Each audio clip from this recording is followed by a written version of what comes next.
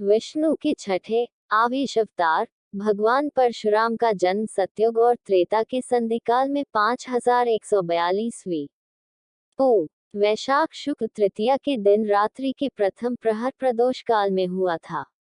वैशाख मास के शुक्ल पक्ष की तृतीया तिथि को पुनर्वसु नक्षत्र में रात्रि के प्रथम प्रहर में 6 उच्च के ग्रहों से युक्त मिथुन राशि पर राहु के स्थित रहते माता रेणुका के गर्भ से भृगु ऋषि के कुल में परशुराम का प्रादुर्भाव हुआ था। ऋचिक सत्यवती के पुत्र जमदग्नि रेणुका के पुत्र परशुराम थे। ऋचिक की पत्नी सत्यवती राजा गाधी प्रसेनजित की पुत्री और विश्वामित्र ऋषि विश्वामित्र की बहन थी। परशुराम सहित जमदग्नि के 5 पुत्र थे। जन्म स्थान भृगु क्षेत्र के शोधकर्ता साहित्यकार शिवकुमार सिंह कौशिकीय के अनुसार परशुराम का जन्म वर्तमान बलिया के खैराडीह में हुआ था। उन्होंने अपने शोध और खोज में अभिलेखीय और पुरातात्विक साक्ष्य प्रस्तुत किए हैं। श्री कौशिकीय अनुसार उत्तर प्रदेश के शासकीय बलिया गैजेटियर में इसका चित्र सहित संपूर्ण विवरण मिल जाएगा। एक अन्य किंवदंती के अनुसार मध्य प्रदेश के इंदौर के पास स्थित महू से कुछ ही दूरी पर स्थित है जानापाव की पहाड़ी पर भगवान परशुराम का जन्म हुआ था। एक तीसरी मान्यता अनुसार छत्तीसगढ़ के सरगुजा जिले में घने जंगलों के बीच स्थित कलचा गांव में उनका जन्म हुआ था। एक अन्य चौथी मान्यता अनुसार उत्तर प्रदेश में शाहजहांपुर के जलालाबाद में जमदग्नि आश्रम से करीब 2 किलोमीटर पूर्व दिशा में हजारों साल पुराने मंदिर के अवशेष मिलते हैं जिसे भगवान परशुराम की जन्मस्थली कहा जाता है। परशुराम के गुरु परशुराम को शास्त्रों की शिक्षा दादा ऋचिक, पिता जमदग्नि तथा शस्त्र चलाने की शिक्षा अपने पिता के मामा राजर्षि विश्वामित्र और भगवान शंकर से प्राप्त हुई। च्यवन ने राजा शयाति की पुत्री सुकन्या से विवाह किया। परशुराम योग, वेद और नीति में पारंगत थे। ब्रह्मास्त्र समेत विभिन्न दिव्यास्त्रों के संचालन में भी वे पारंगत थे। उन्होंने महर्षि विश्वामित्र एवं ऋचिक के आश्रम में शिक्षा प्राप्त की। परशुराम के शिष्य त्रेतायुग से द्वापर युग तक परशुराम के लाखों शिष्य थे। महाभारत काल के वीर योद्धाओं भीष्म, द्रोणाचार्य और कर्ण को अस्त्र शस्त्रों की शिक्षा देने वाले गुरु, शस्त्र एवं शास्त्र के धनी ऋषि परशुराम का जीवन संघर्ष और विवादों से भरा रहा है। माता का सिर काट दिया। परशुराम के 4 बड़े भाई थे। एक दिन जब सभी पुत्र फल लेने के लिए वन चले गए, तब परशुराम की माता रेणुका स्नान करने गई। जिस समय वे स्नान करके आश्रम को लौट रही थी, उन्होंने गंधर्वराज चित्रकेतु चित्ररथ को जलविहार करते देखा।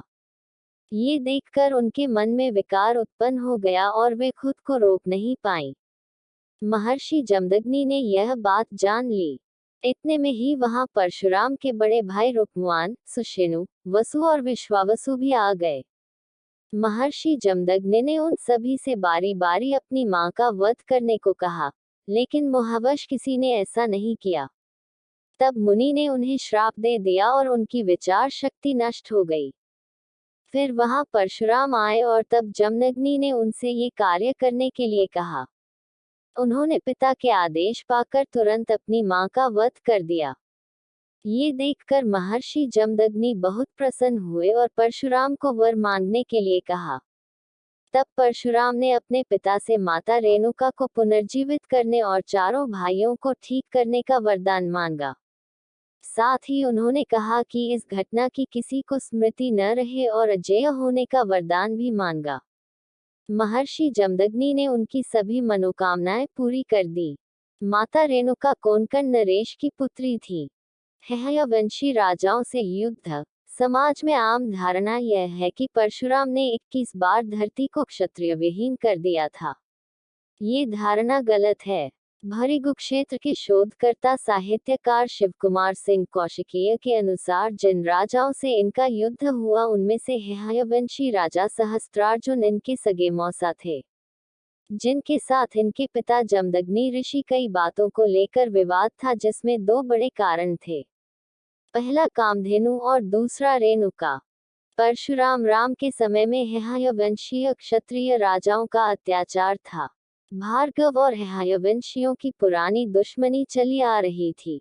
हयवंशियों का राजा सहस्रबाहु अर्जुन भार्गव आश्रमों के ऋषियों को सताया करता था। एक समय सहस्रबाहु के पुत्रों ने जमदग्नि के आश्रम की कामधेनु गाय को लेने तथा परशुराम से बदला लेने की भावना से परशुराम के पिता का वध कर दिया। परशुराम की मां रेणुका पति की हत्या से विचलित होकर उनकी चिताग्नि में प्रविष्ट हो सती हो गई। इस घोर घटना ने परशुराम को क्रोधित कर दिया और उन्होंने संकल्प लिया, मैं हयव वंश के सभी क्षत्रियों का नाश कर दूंगा। इसी कसम के तहत उन्होंने इस वंश के लोगों से 36 बार युद्ध कर उनका समूल नाश कर दिया था। तभी से यह भ्रम फैल गया कि परशुराम ने धरती पर से 36 बार क्षत्रियों का नाश कर दिया था। हयवंशियों के राज्य की राजधानी महिष्मती नगरी थी, जिसे आज महेश्वर कहते हैं, जबकि परशुराम और उनके वंशज गुजरात के भड़ौच आदि क्षेत्र में रहते थे। परशुराम ने अपने पिता के वध के बाद भार्गवों को संगठित किया और सरस्वती नदी के तट पर भूतेश्वर शिव तथा महर्षि अगस्त्य मुनि की तपस्या कर अजेय 41 आयुध दिव्य रथ प्राप्त किए और शिव द्वारा प्राप्त परशु को अभिमंत्रित किया। इस जबरदस्त तैयारी के बाद परशुराम ने भड़ौत से भार्गव सैन्य लेकर हयवों की नर्मदा तट की बसी महिष्मती नगरी को घेर लिया तथा उसे जीतकर व जलाकर ध्वस्त कर उन्होंने नगर के सभी हयवंशियों का भी वध कर दिया। अपने इस प्रथम आक्रमण में उन्होंने राजा सहस्रबाहु का महिष्मती में ही वध कर ऋषियों को भयमुक्त किया। इसके बाद उन्होंने देश भर में घूमकर अपने 21 अभियानों में हयवंशी 64 राजवंशों का नाश किया। इनमें 14 राजवंश तो पूर्ण वैदिक नास्तिक थे। इस तरह उन्होंने क्षत्रियों के हयवंशी राजाओं का समूल नाश कर दिया, जिसे समाज ने क्षत्रियों का नाश माना, जबकि ऐसा नहीं है।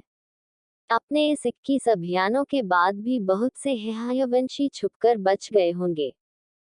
चारों युग में परशुराम।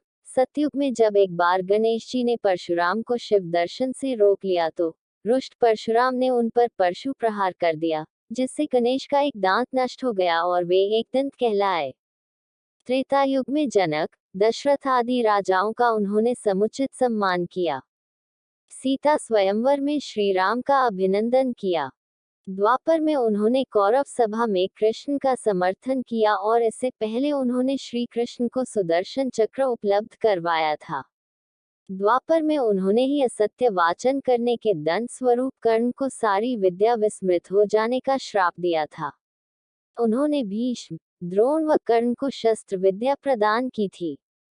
इस तरह परशुराम के अनेक किस्से हैं। चिरंजीवी है परशुराम। कठिन तप से प्रसन्न हो भगवान विष्णु ने उन्हें कल्प के अंत तक तपस्यारत भूलोक पर रहने का वर दिया। भगवान परशुराम किसी समाज विशेष के आदर्श नहीं है। वे संपूर्ण हिंदू समाज के हैं और वे चिरंजीवी हैं। उन्हें राम के काल में भी देखा गया और कृष्ण के काल में भी। उन्होंने ही भगवान श्री कृष्ण को सुदर्शन चक्र उपलब्ध कराया था। कहते हैं कि वे कलिकाल के अंत में उपस्थित होंगे। ऐसा माना जाता है कि वे कल्प के अंत तक धरती पर ही तपस्यारत रहेंगे। पौराणिक कथा में वर्णित है कि महेंद्रगिरी पर्वत भगवान परशुराम की तप की जगह थी और अंततः वह उसी पर्वत पर कल्पांत तक के लिए तपस्यारत होने के लिए चले गए थे। जिस प्रकार भगवान श्री राम भगवान विष्णु के अवतार माने जाते हैं, उसी प्रकार परशुराम भी विष्णु के अवतार माने जाते हैं। हिंदू धर्मशास्त्रों मुताबिक अश्वत्थामा, राजा बलि, महर्षि वेदव्यास, हनुमान, विभीषण, कृपाचार्य, भगवान परशुराम एवं ऋषि मार्कंडेय अमर हैं, जिन्हें आज भी अजर अमर माना जाता है। इन्हें अष्टचिरंजीवी भी कहा जाता है। इनमें से एक भगवान विष्णु के अवतार परशुराम भी हैं। माना जाता है कि भगवान परशुराम आज भी तपस्या में लीन हैं। अगर आपको ये स्टोरी अच्छी लगी हो तो इसे जरूर शेयर करें और इसी तरह के अन्य लेख पढ़ने के लिए सब्सक्राइब की बटन दबाएं।